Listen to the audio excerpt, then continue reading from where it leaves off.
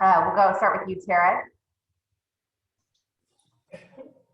Hi, good morning, everybody. I'm Tara G, and I'm with the City of Roseville, and actually the current CPRS president for one more week. And yay! So my background, or a little bit about me, is I'm actually a licensed landscape architect, and I, sort of fell into public service early in my career, and just really love being part of creating community with regards to planning, designing, and building parks. My journey through the Parks and Recreation career has really been a path toward opportunity when it presented itself, and just really being able to enjoy adding value to our community life and being part of that. So that's a little bit about me, and I'll pass it on to the next person. Lydie, you want to go ahead? Good afternoon. My name is Lydie Gutfeld. I am with the City of Mission Viejo as the Community Services Manager. I oversee a large department of staff, over 115 staff. I have 5 beautiful facilities, one of them which is my background. So 2 tennis pavilions, 3 aquatic centers. I also have 2 fitness and recreation centers that are like 24-hour fitness gyms. Along with that, we also am responsible for camps and special events, marketing, and staff development. I have extensive leadership background. I've done the presidential series with the Women in Leisure Services Group, as well as their national board. And I've also served as in the presidential series for the district and state levels for CPRS. And I'm excited to talk to you guys today about some fun recreational management stuff. Thank you. And go ahead, Henry. Hi, everybody. I am Henry Perez Alonso. I am the Recreation, Arts, and Community Services Director here in the town of Danville, just a little, I guess, northish-ish of some of you folks at Cal State East Bay. Glad you guys could all make it. Glad we could all be here together. I am, did I already say where I'm at? Yes. So I've been in the business for, 30-something years. I started right out of high school in Parks and Rec as a rec leader. Worked my way through the profession, both in the public sector and private sector. So I had an opportunity to run some businesses that really did focus on, entertainment and recreation. So have both of those experiences, along with being a United States Marine, which I kind of blends in and makes me who I am today, but really am someone who is a proponent of the Parks and Recreation hospitality field, and just knowing that I use it, I live it, and I enjoy it. I am also a past president of CPRS, or the California Parks and Rec Society, for some of you that don't actually know, but hopefully you should all know at this point. But I'm here to share any kind of knowledge or stuff that you guys may want to know from me. So thank you. Thanks for having me. Pedro, you want to go ahead and go next? Sure. Pedro Amanez, Community Services Director for City of Emeryville. Also have almost 30 years of experience in the field. Started off as a rec leader and was able to move my way on up to director. I'm actually a graduate from Cal State East Bay. I also got my master's from Cal State East Bay, public administration. So just this last May of 2020. So interesting times during that time. For Emeryville, I oversee a child development center, an aquatics facility, senior center, youth services, camps, and after-school programs, community events. It's a unique city. It's actually a small city by population. The people that live here are 12,000, but in the daytime it has 40,000 almost, due to the biotech companies that we have here, and the surrounding area of being between Oakland and Berkeley. It's got a small town feel with big city problems. So it's a great city to work for, and I'm also here to give back and try to share my experiences and knowledges with anyone who has any questions or interested in the field. to support anybody. So I'm glad to be here. All right, Jonathan. Hi, good morning, everyone. I'm Jonathan Katianagi. I am the Parks, Trails, and Recreation Director for the City of Lafayette. I am the mailroom director. I worked my way out of the mailroom in Lafayette, but in recreation, the mailroom happened to be a roller hockey rink.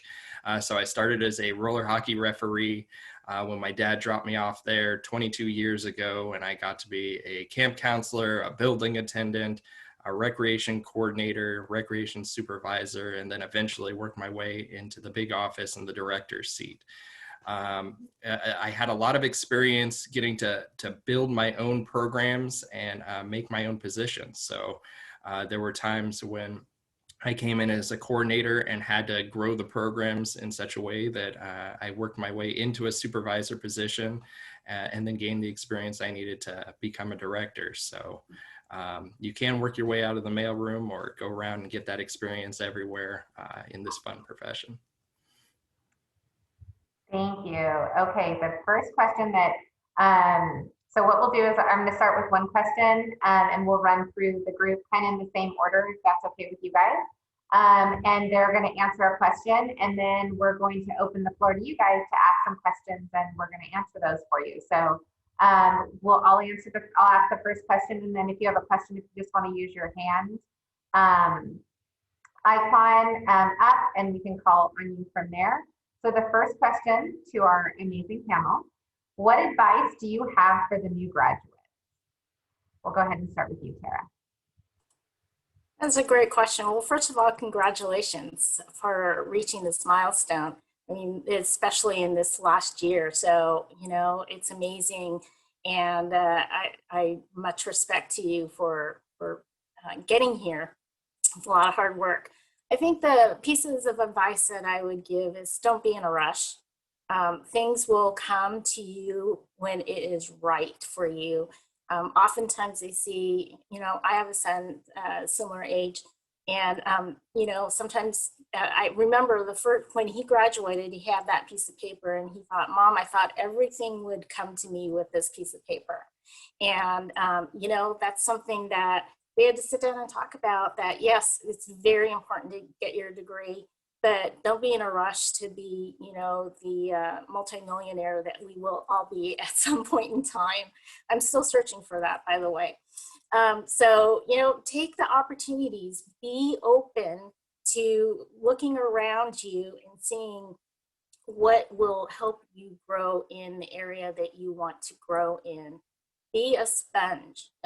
You know, if there's something that is of curiosity to you, you know, be inquisitive about it. You know, seek as many variety of experiences as you can. And then the last thing that I would share with you, I coined a term called comparative transference. Obviously, you heard my background is very much different than many of you here on this call. And so when I first got involved with CPRS, it was very heavily recreation, not much about park management, not much about anything, you know, that was ancillarily connected. But what I learned is that there is something to learn from every aspect of it. And so while my day job might not be what it was in the beginning as it is today, I was able to listen to a lot of these education sessions that are offered in the profession, compare those aha moments to what I was doing at the time, and transfer it to make me a better professional. So that's where the coin comparative transference has come from. So I just encourage you, it's all part of the same component. Don't be in a hurry, be a sponge, and always seek those opportunities and learning moments to make yourself a better professional. And by doing that and always seeking to be your best, those opportunities will come and you will be ready for that. And even so, if it's a risk, you'll be ready for that risk also.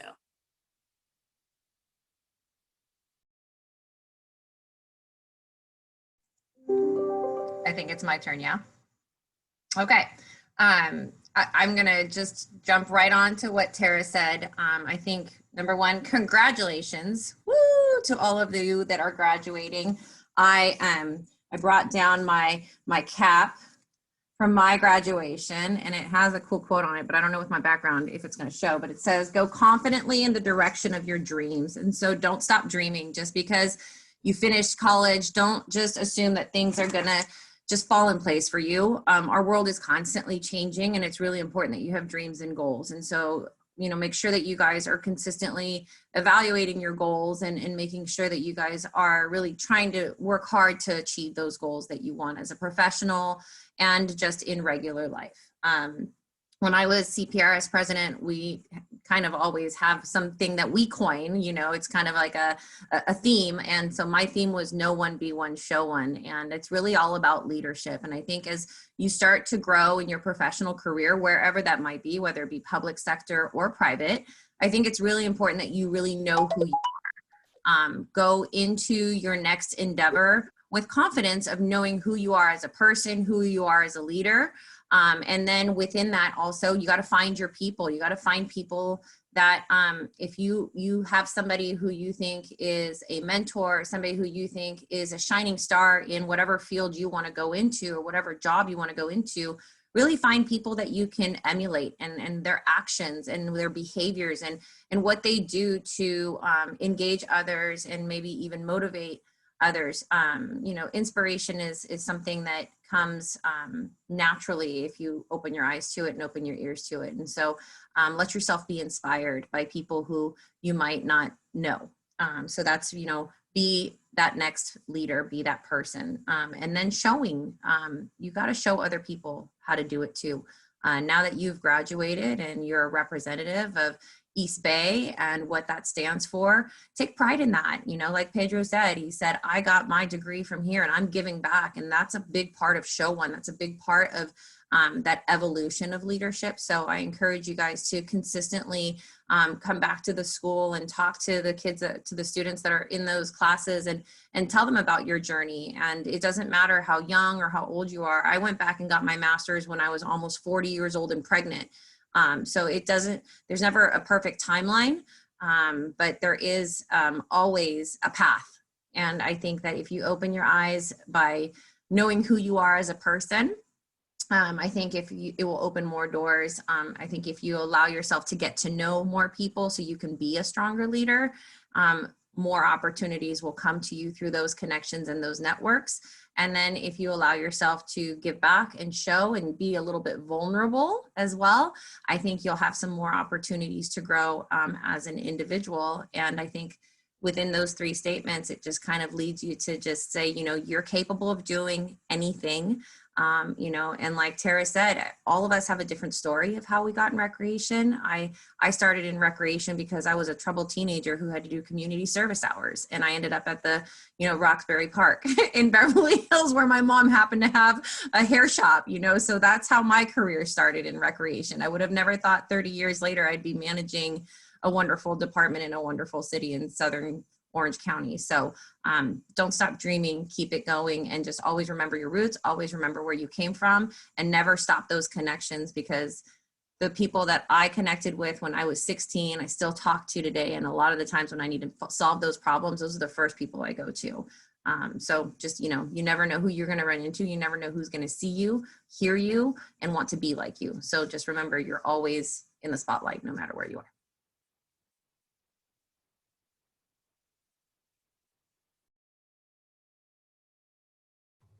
I guess it's me. All right, just because that's the order. So first and foremost, congratulations. For those of you who are like me and the first in your family to go through school and get your education, then congratulations. Be proud of that. For those of you that continue a legacy in your families of degrees, multiple degrees, whatever it be, congratulations. Stand and sit in that for a little bit. You know, as I sit and I think about, you know, what I can tell you, stand and sit about the accomplishment you have done so far. Enjoy it. Like Tara said, you know, don't be in a hurry. Don't be in a hurry to get past that, right? I think that what you've done right now deserves praise, deserves stand-up, deserves a party. I wish it was a party we could all go to at this moment, but soon enough. And then also, as you know, questions like this get posed to us, sometimes my first thought is, I don't know, what am I supposed to tell you? What kind of advice can I give you? Which really led me to the advice that I'm thinking of, which is, it's okay not to know. It's okay for you not to know what's next. It's okay for you not to know where my next job is. What I do hope you do know is that, hey, I went to school for this for a reason. There was something that spoke to me that said, I want to be a part of this. What I want you to know is that there are many people that are there for you right now to help guide you to get past the I don't know. There are folks that can sit there and have conversations with you up and down the state. Lydie's coming to you live from, Southern California. There are folks that are willing to help you every step of the way, but you need to be willing to ask. So be willing to ask, be willing to live in the I don't know, and be willing to take that step. We're going to sit there and tell you, we'll give you advice, we'll tell you something, but it's going to be up to you to take the step. So are you willing to take that step? Because if you don't, someone else is, and you're going to sit there and watch them go right past you, and you're going to be like, hey, what happened? Well, maybe they asked. When you live in your I don't know, live in your celebrating what you've got going on, it helps you to develop what really that next step is. And just know that next step may be 5 different steps that go in a zigzag direction before it becomes straight. Okay, and I think I'm one of the zigzaggers that got somewhere that became straight, right? And it's okay, it's fun, it builds you. When I told you I'm a Marine, I'm a former preschool teacher, I'm a former sports person. I did aquatics once. I worked with seniors once. It took me forever to even get to the place that I am, but I am here. And I moved furniture. I did tours with folks coming from Japan and just sat in a bus with them. I remember Lydie as a braided hair ranger in Beverly Hills, because I was working in Beverly Hills, at the time as a part-time person as well. And then when we first kind of realized we worked there at the same time, I'm like, oh, you're her. So when she tells you about, you never knowing who you're going to meet later on down the road, it's kind of incredible. So just live with today and take those steps and know that you are surrounded in this profession with people who want nothing but the best for you. Even old Dr. Heather over there, she wants the best for you. So just know that there's good things out there and there's good people, and please, we're here to help. Let us. And, sometimes we know what we're talking about, and sometimes we just don't know, just like you. So that's what I have to say.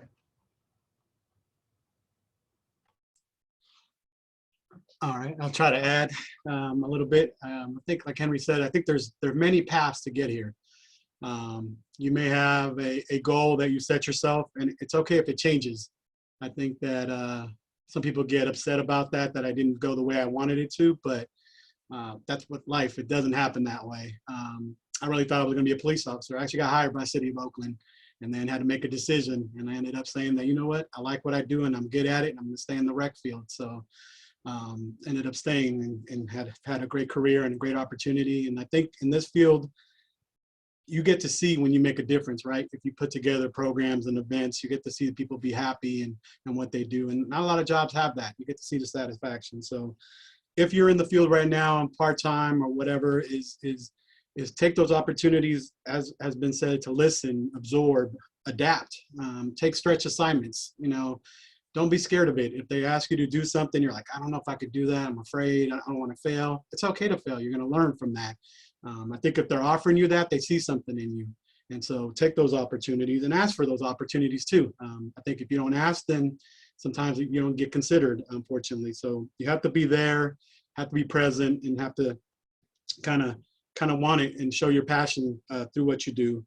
I think I think that I took the opportunities to do all the job, from childcare to being a coach, to being a cash register office assistant, to getting into a rec assistant, into a coordinator, supervisor, manager, and director. So some people can go different routes, and you may even have to leave an organization, go to the private sector, come back, and it's okay. I think if you have a passion and you like it and you really want to do it, you'll find your way back. Sometimes for life reasons, you have to make those choices, and it's okay. So I think don't give up, and right now, especially because it looks scary and maybe there might not be some jobs, or maybe you have to take one that's farther away than you thought, right? I think there's a lot of jobs down south that seems like posted sometimes, they say, versus up here in Northern California. So being open to that and it's getting that experience it's okay, whichever opportunity you can get. So take advantage of that. And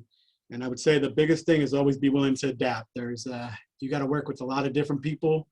And if you're adaptable, I think it takes you a lot further than fighting against things. And then once you're in charge, then you get to make those decisions sometimes, but there's always someone above you that still gives you direction. So I think that's the best advice I could give right now with that. I will add on to what everybody said in congratulating all of you. What an exciting time and scary time to be entering the field. In a lot of ways, recreation will be reinventing itself, and you are at the forefront of that right now. Technology is changing the world, the way that people connect. If you're involved in senior services or public meetings, everything is going to be changing, and you are at the forefront of that right now. My advice to you is to find a need and fill it. I am the son of an exterminator who specializes in gophers. Any of you that may have worked in fields or will be working in fields have an understanding that there will always be gophers. My dad told me, go find one of those needs and fill it. In the field of recreation, it's a matter of tracking those trends, seeing what the needs are, and being there for the public. In developing the programs at the community center over here in Lafayette, we've adjusted with recent trends. We started doing drop-in classes as schedules were changing and there were more families with 2 working parents. We were there in providing after-school programs as the on-site care programs. We're just over-inundated with parents of 2 working families and needed that extra care. So you have to go out, track those trends, fill those needs as they pop up, and just stay creative. When I started the Camp Awesome drop-in program, we did a 5-day punch card and people looked at us like we were crazy. How can you plan a camp program that just allows people to drop in at will with a 5-day punch card?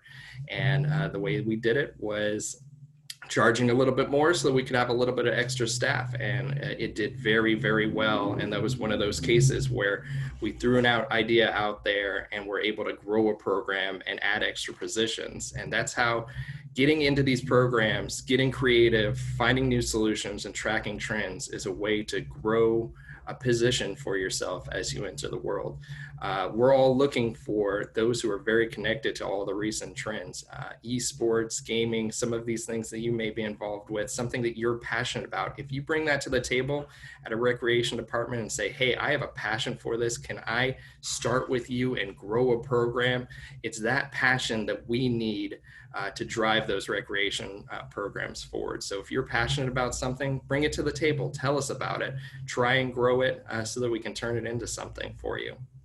Build your team, make sure everybody's having fun. In any of the programs that I worked in, if the leaders and your team members that you're working with are having fun, then everybody around you is going to have fun. So make sure your coaches, your other leaders are all having fun with you. And I will say work without music is just work. So if you can find opportunities to play music, make sure you can find something that everybody enjoys and that is appropriate, but work without music is just work.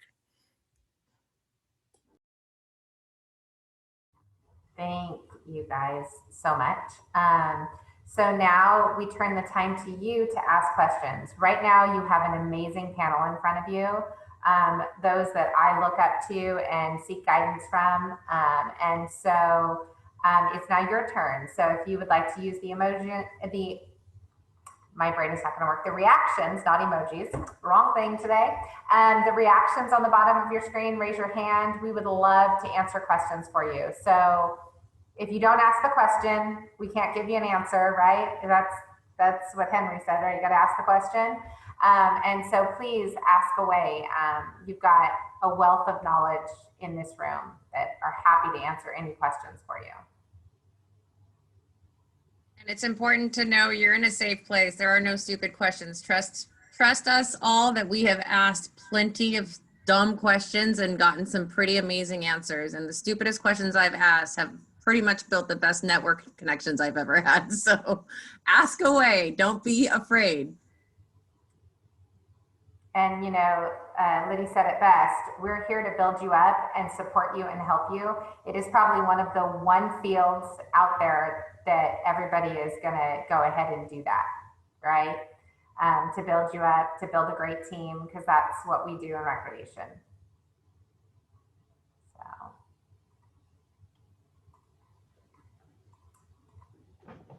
I have a question. I don't have the little hand emoji, Oh, but go for it.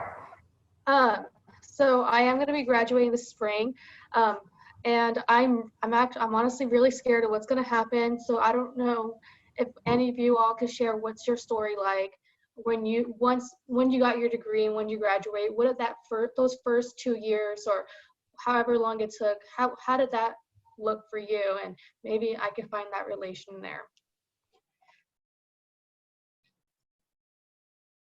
Go ahead, Lydie. That's a great question. And you're going to get a various amount of different answers because some of us I did not get a degree in recreation. I worked first and then started working towards my degree. But for me, my story was that I couldn't become full-time until I had a degree. And so I was fortunate to have had the part-time experience. So when I finally did get my degree, and it took me 10 years, it took me 10 years to get my bachelor's because I was constantly working. And back then they didn't have limits for part-time staff to only work 19 hours a week. I worked 39.5 hours a week. So for me, it took a long time. After I got my degree, I felt like I was just going into these interviews and just almost expecting the job to happen because I had worked with an agency for a long time or I'd had the experience. So one of the best things that I can encourage you to do is apply everywhere and really get that interview experience, because even when you think you've had a killer interview, it's going to come down to fit. I just went through this experience. I'm 43 years old and a manager, and I'm going for different positions, and Tara and Henry were on my panel. They interviewed me. And it just comes down to fit. It's one of those things. So you're going to have to know how to take punches, and you're going to need to learn. And this is something I tell my staff all the time. And I just talked about it earlier about you don't know who is watching you. And so I'm going to tell you this, your reaction on how you take the blow is crucial. And we see leadership versus people who aren't ready. And so, you know, when you become full-time and the more you go up the ladder, the more decisions you're going to have to make, and the more calm you're going to have to show, and the more ability to be flexible, pivot, adaptive, whatever your keyword you want to use is, you actually have to learn those skills. And now as a student, what a great opportunity to learn those skills. You guys are coming into our profession with a skill that you're equal level at. No one has ever been so equal level playing field than we are right now, because nobody knew how to do virtual anything like we're doing it now. It's been a year. So now that you're going into these interviews, you can show the ability to be adaptive and flexible.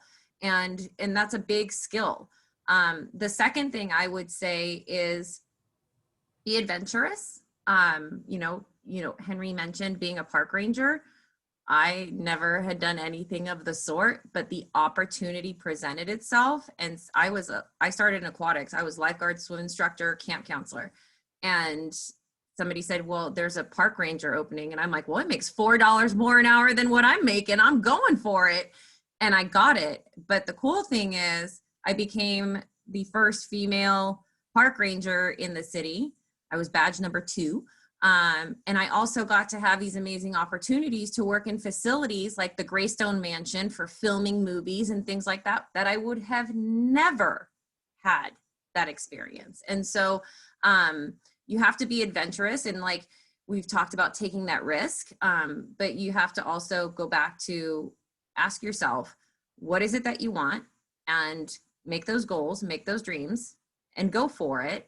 And continue working towards making yourself a stronger leader, but know how to take the blow, because don't assume it's just going to come like that, because it very rarely does. And Tara talked about your time will be when your time will be. And that is a very true statement. I mean, it took me forever to become a supervisor. And then literally the first time I went for a manager, I got it. And so it's just random. I mean, I think I got 12 no's first. And then the first time I go for the next step up, I got it.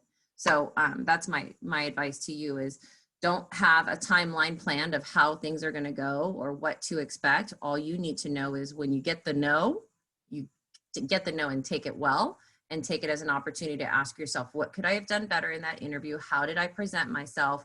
What's maybe some more homework or research that I can do? And then go that route. Thank you, Lydie. I think my story, for my first 2 years was kind of interesting because I, again, didn't set out to be part of Parks and Recreation. And I was hired out of college as a temporary. And so, certainly I didn't want to live with my parents the rest of my life, and that's where I was.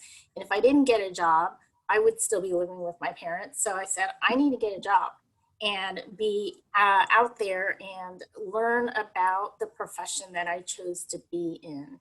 And even though it was temporary, it gave me experience to put on my resume. Well, the other part about that is I was determined to do the best I could. I was actually a, lowly drafts person with my first job, and, drawing out, tracing out building outlines on a shopping center. That was not that much fun, but what it did was it gave me experience to build my resume. And there's my dog because I think Amazon's here. But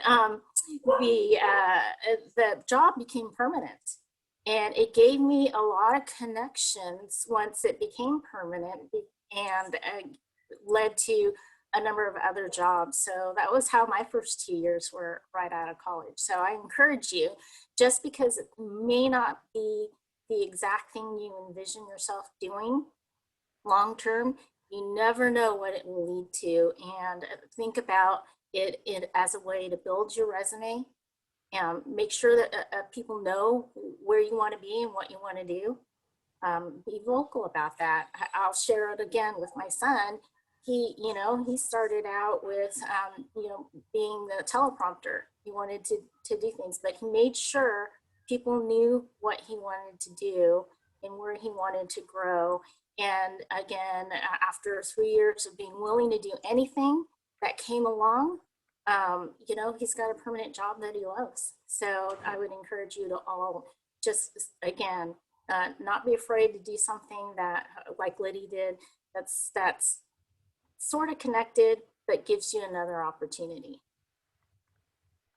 Thank you. So we have another question too, actually. The first one is advice for dealing with the unexpected or when you make a mistake on the job. Ooh, I'm all, ooh. It's kind of, and it rolls into, I think, was it Damela? I'm sorry if I mispronounced that. Also is like, have you ever gotten emotions kind of in the way of your job? So if you don't mind, I'll try and see if I can roll it in. So it really, like that last question, like, have I ever been emotional in work and has that gotten in the way? Hell yeah. I can tell you, yes, I am human. I have feelings. And it's also at the same time, it may have been based on a potential mistake, which I may not have felt it was a mistake. I know that I was a coordinator. I was going away for a 2-week training for the Marine Corps, and I felt that I had everything in place and given my supervisors and staff all of the information that they needed in order to take that next week on. And when I returned, apparently I didn't give all the information that my supervisor may have needed to kind of get through those couple of weeks, which then resulted in a performance improvement plan for me. So right off the bat, I'm like, did I make this mistake? Was that something that I did? If it was, it was really hard emotionally because I felt like, no, I put everything in place. How is this happening to me? To the point where someone's now telling me I have to improve my performance. So it was very, it was tough. One, I had to recognize and look back at myself. Did I do it? Did I do what they said I did or what they're perceiving me to do? Whether I did or not, that's how they saw it.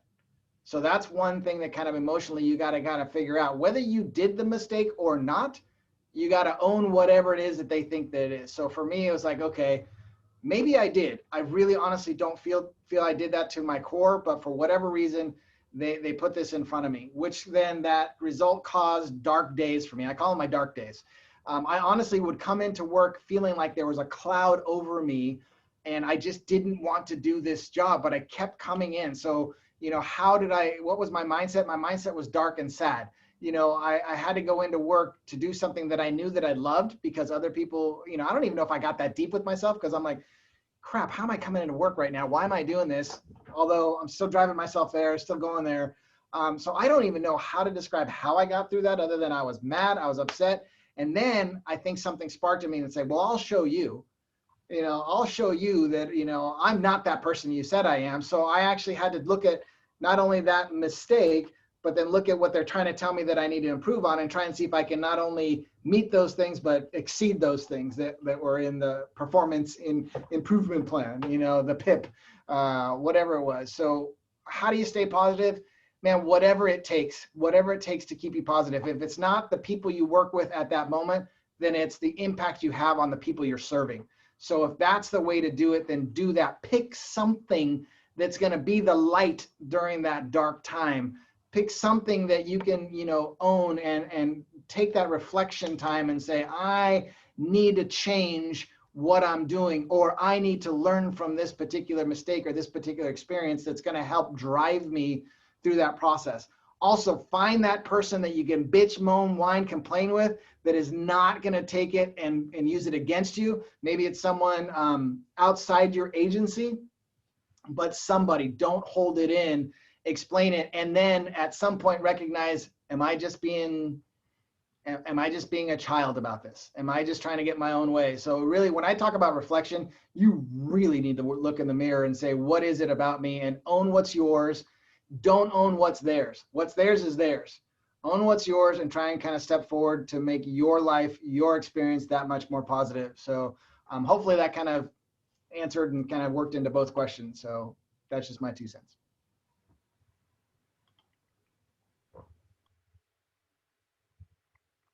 Any other questions? And you can unmute if for some reason you don't have the reactions or anything, if you want to unmute and ask a question. I would like to, I'm sorry, to add on to what Henry said. I've always said that challenges are character building experiences, and it's always something to learn from. And right now, I am quite a character, because there's always going to be challenges, and just remember who you're serving and why you're here.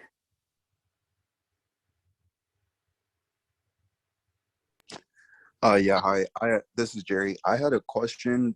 So I recently graduated, and now I'm applying for jobs. I'm looking. I'm doing research, and I'm getting a lot of emails back. The rejection emails, like, hey, we're going with a different candidate with a little bit more experience, or whatever else they say. So I just wanted to know, what are maybe some things I can implement into my resume that maybe stands out for me a little bit, to kind of give managers that feeling I want to set an interview up with this guy. Well, I'll go back to what I said and what we might be looking for right now are new ideas. If you have a passion that you can bring to the table, or a new program, if you're looking at recreation departments, open up their rec guide, go to their site, find out what they're offering, find out what you might be able to bring to the table, and put that in your letter that you send to them. Say, hey, I really think I could add to your offerings, but I might have this other idea or this other passion I can bring to the table to help build a new program or bring a new service to the community. So if there's a creative way to get involved, and that comes, I'll go back to the first question. In my first 2 years, I came back and there was a 30-hour-a-week coordinator program available. And I was able to get into that position back with the city of Lafayette.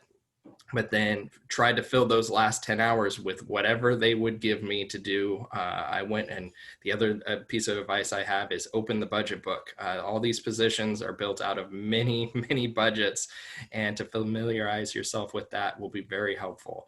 I think the first thing I did was work in those 10 hours in the parks department, emptying trash cans, digging ditches, rounding out all what I needed to do to have that full-time job that I was looking for. And then I slowly worked those hours down as I brought another idea to the table and said, hey, how about we add these new birthday parties? Or how about we add this additional sports program? So they're looking for ways to often grow the program or add new services. And if you have that passion to bring to the table, that might be that little bit of extra that you might bring to a community. Heck yeah, I got 2 cents on that too. Just my biggest thing, Jerry, is do your homework. And doing your homework means finding out if that's the agency you want to be at.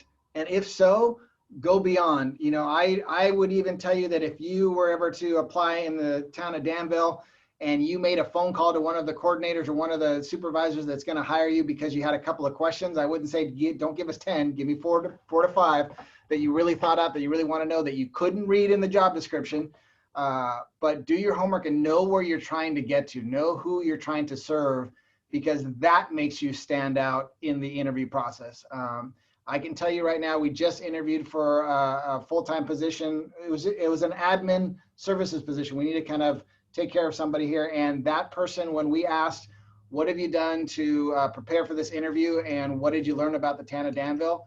They just threw down all these things that were super impressive to me. They sat in on a board call, commission call. They just wanted to know a little bit more. And it was a genuine research call, not a genuine research for them. It wasn't like, oh, I got to do this just to look better. It's like, really, but when I say go find out and do your homework, it's you need to know you want to be there just as much as we want to have you there. Because if you're just trying to get a job with me, it shows. I'm just trying to get a job to get a job. You know, I get that. And I know that there's a time and a desperateness that comes from that. But at the same time, but do you want a job with me? And I think that was one of the end comments of the folks that the interview panel was, they want a job. They don't want a job here. So I just know that we can tell, and that's something that is very important. I'm going to add on to that. I'm big in my interviews, especially with my entry level staff. You know, Henry says, do your homework. Look at the mission statement.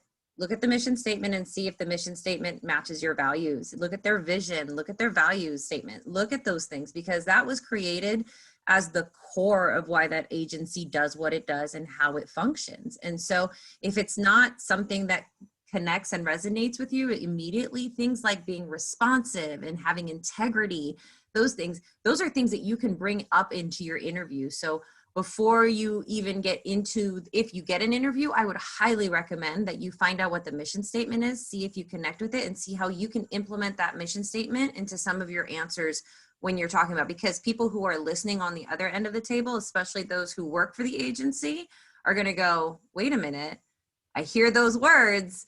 And because we live, breathe, and eat those words every single day and other things.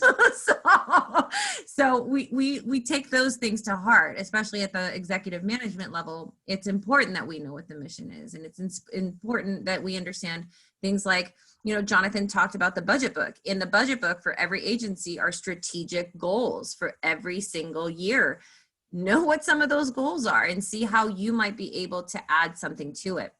One more thing in an interview is you have to understand, if you got the interview, they've seen your resume. They've looked at your supplementals, if there's supplemental questions, and they've asked you the most basic questions already in the application.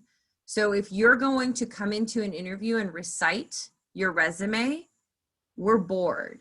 We don't want to be bored. As interview panelists, what we want that, aha, yes, this person gets it. And it has nothing to do with having a degree or having part-time work. It has to do with the connection, that feeling of this person, again, is going to be a great fit here, but they get it. They get what we want, you know? And so when we talk about, you know, strategic goals, I would say, come ready to tell us what you're going to bring to the table to make our agency even better.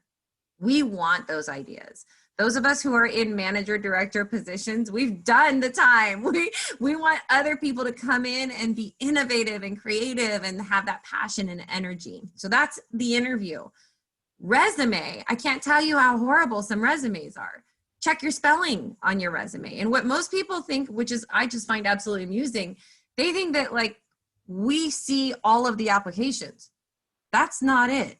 Our HR departments, they're doing the recruitments. A majority of the time, they filter through so many. And if there's misspellings or if you literally copy and pasted your resume into bullet points on some of the things of what your responsibilities are, and you didn't take the time to just finesse it a little bit, you're doing yourself a disservice because you're not going to get into that first round. And so that's really on you. So I give you guys that encouragement of, you know, you have all now, you're graduating. I would highly recommend you consider it like a paper that you're going to turn in. That you're going to turn in to Dr. Heather, you know, and you guys need to take pride. You want that A paper. So making sure that when you're filling out that application, that you do it and you do it well. I suggest that you do everything on the Word document, spell check and do everything first before you plop it into government jobs or whatever website you're applying for. But I think, understand that before it gets to our eyes, it goes through HR's eyes. And if HR sees things that they don't see as meshing well, you just get discarded. And so, when you're going for, jobs that are very, very popular, especially coordinator or entry-level specialist or coordinator jobs, I mean, we just had one out here and it was 448 applicants and we interviewed 12. I mean, that's crazy. That's a lot of people who got no's. So you're not alone, but just know that if you're going to make yourself stand above the rest, clean it up, make sure it's spelled correctly, make sure, cover letters. We get cover letters that says, thank you to the city of whatever, and it's not our city. So it's like, making sure that you're updating those things and don't just save it as cover letter in your document, save it as cover letter in the name of the city you're sending it to, because those are the things that we're going to be like, yeah, no, that's not going to work for us. So it's little things like that I feel really start to set you apart. But the most important is when you get into that interview, understand that you need to come in telling us immediately what it is that you're going to bring to the table to make our agency even better than it already is. Awesome. Hey, I appreciate that. I also have one extra thing to add if I could. In terms of the resume, if resume templates, are those something that's very, very vital? Like I know some people have resumes that look awesome. They have geometric patterns and things like that in it. And my resume template's a little plain. I kind of just put the important information in there. So I just want to know if that's something that's, very, very important as well.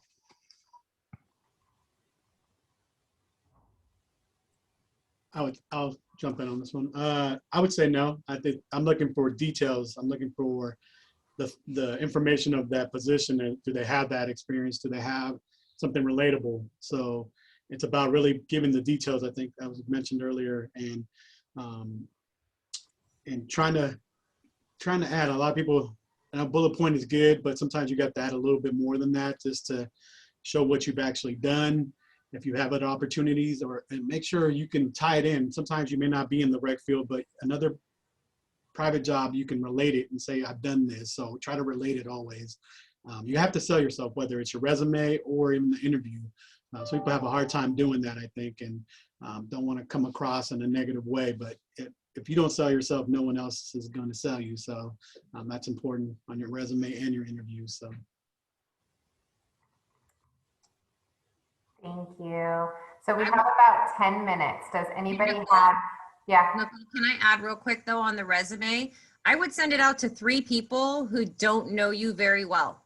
I would send out your resume to 3 people who you can like say, hey, I saw you, hint, hint, hint. There's 5 of us here today.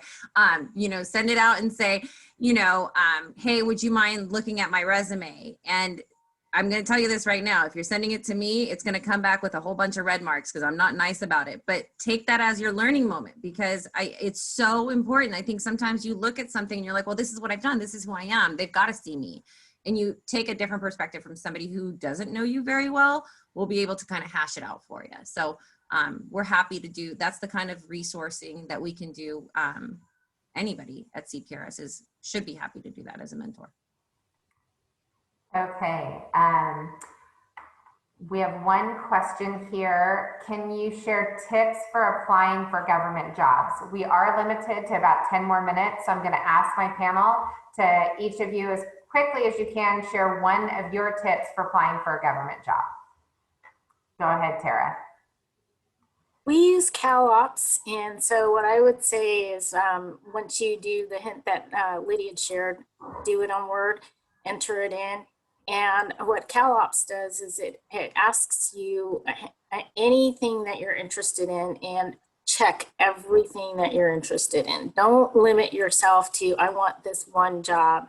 And what happens then is CalOps, whenever an opportunity comes within that area, they will notify you of any openings. I would say be honest. We do check. So if you say you've worked somewhere or somebody was your supervisor, be honest and really think very hard about who you're putting your references.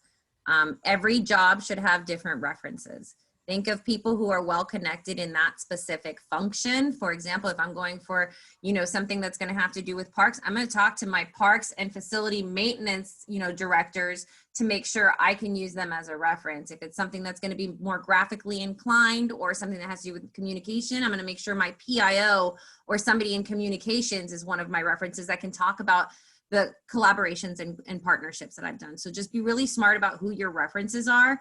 And they shouldn't all be your friends. There should be a lot of positive professional reference that is showing that can highlight who you are as a leader and as a possible great asset to that agency.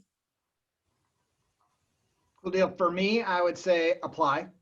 However, make sure, don't be the first one unless everything is typed. I think it seems like over the years, what seems to be is the candidates that seem to go through a little bit more are the ones that they have come in the middle of the time frame or towards the end because they've taken some time to make sure that all the information is correct and relatable to the job that you're having. So think about that as you do it. Don't just, oh, look, there's a job. Boom, I'm going to submit it, especially if it's CalOps, all my info's there. It's like, well, is it updated? I mean, even I go back and check my own stuff and say, is it updated? And how can I update it from time to time?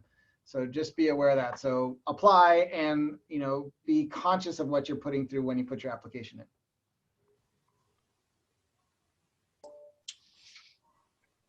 Yeah, I mean, I think that's been covered about the job. It's just, making sure you just try to put all the information you can to sell yourself. I think I have to repeat that. And applications come in for us and HR to meet the minimum MQs. And so they're looking for that experience and that timeline. And then it gets into get reviewed for selling yourself as far as the details of that. So if it's not seen, then you won't get it passed, especially if you have hundreds of applications. You try to narrow it down. You're looking for certain things specific. I'll give you an example. Recently hiring for a rec supervisor, I needed an aquatics background. So for sure, my first thing was to go there and see who had certificates and who had, not just lifeguard training, but also lifeguard instructor training and other certs for CPO and certified pool operator. So there's a lot of things that, we start looking for that can kind of sell themselves more than other ones. So some ranked higher than others just because of the certain certs they had and experience. So anything you can gain experience in, make sure you sell that and put that in your application. And I would say apply for, but make sure you do put all your details and spell check everything, because you definitely will not be considered over some other people if that's what's missing, especially through the first round when people are reviewing them.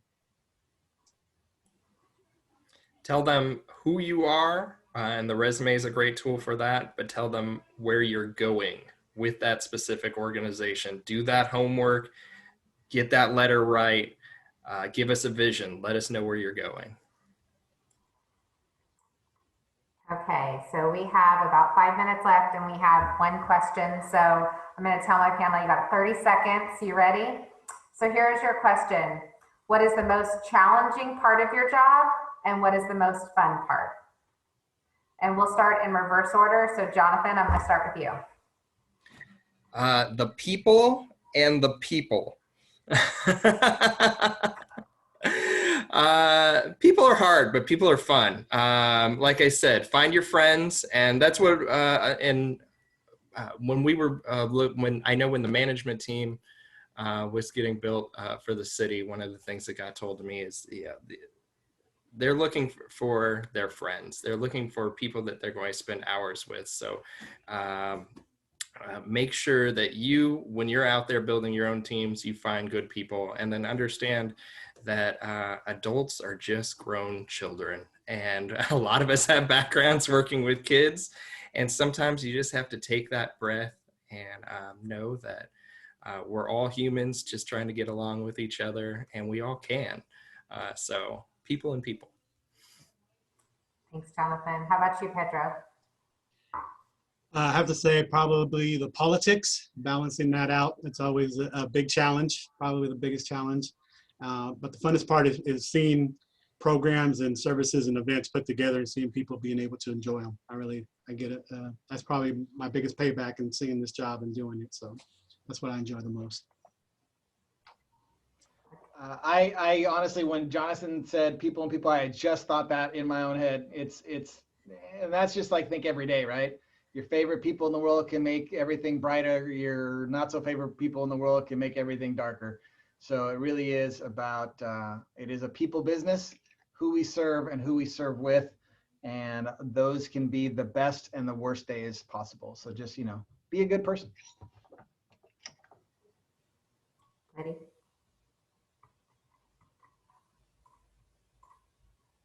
All right.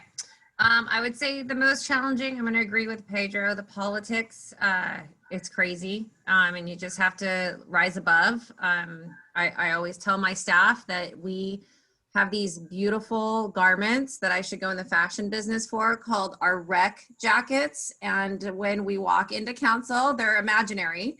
But I always tell my staff, you never know what's going to happen. So what we're going to do is we're going to just wear it. Right. And we might get some comments, and those comments we're just going to stuff in our pockets. And then when we get back to the center, we're going to just take them off. It's okay. And so you got to learn how to wear it. You got to learn how to wear it, because sometimes there are things that are going to come your way from politics that you're just like, wow, okay. And then you just, have a glass of wine or whatever, your candy is. And then you just go, okay, I'm going to fix it tomorrow. And you do. And you always do. So I think that's the best part of my job is we are problem solvers. Like we are literally the ones that are like, oh, come at me hard, give me a problem. And then the next we're like, bam, we got you, you didn't get us, And so that's my favorite part is being able to solve problems with my team. But more importantly, seeing them solve problems and come in with alternative solutions to me where I can be like, I've done something right. I've given them the tools to be successful. So that's the best part of my job.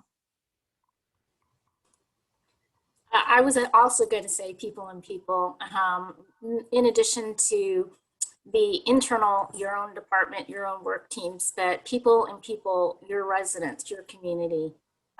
There's lots of people who think they know how to do your job. And so they are not afraid to tell you.